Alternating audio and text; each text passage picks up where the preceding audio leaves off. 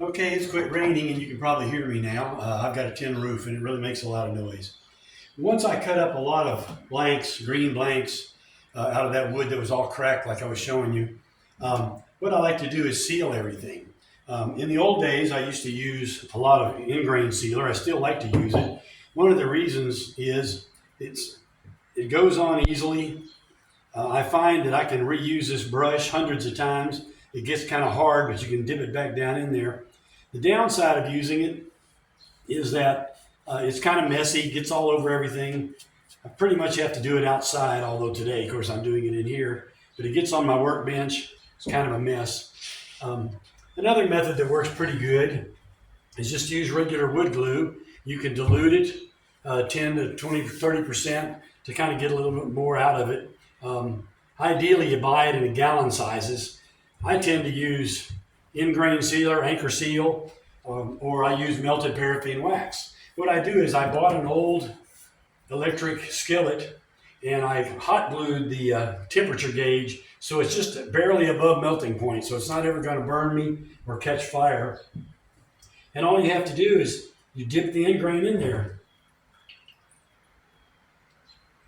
That's it. And it's ready.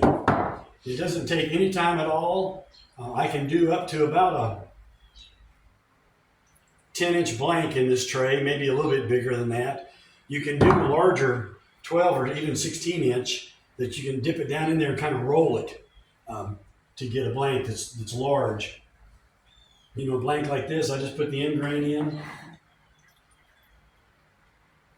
let it drain for a second, put it in there. Now, one of the nice things about this is the temperature is low enough. I dropped a piece in there one day and it threw wax all over my face. So I was really expecting it to hurt and it didn't hurt at all. The only hard part was getting it out of my mustache afterwards. But anyway, this is how I do, this was all wood. I would call it seasoned. It wasn't still green, but it had lots of cracks in it and I was able to cut it out and save these pieces. And what I'll do on the thin pieces will dry fairly quickly. I don't mess with them. On the thicker pieces, I'll put a date on them. And that way, when they're sitting in my shop, I can look at them and see when it is. A blank like this in my shop will probably dry in a year, maybe less, since it's already kind of seasoned. And wood like this dogwood piece that I split, it was already cracking pretty bad from being sitting in the weather. So I'll just seal that, get it set out there. And what I'll do on these larger blanks, I'll write the date on them when I did them and I'll weigh them and I'll write the weight on there. That way I can periodically go back and weigh them. And when they stop losing weight, I know they're dry.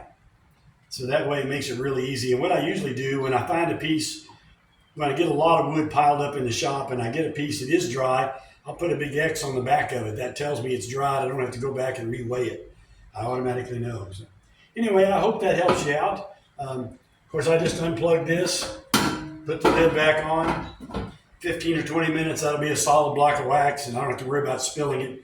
I can store it back in my shop. So I hope that helps everybody.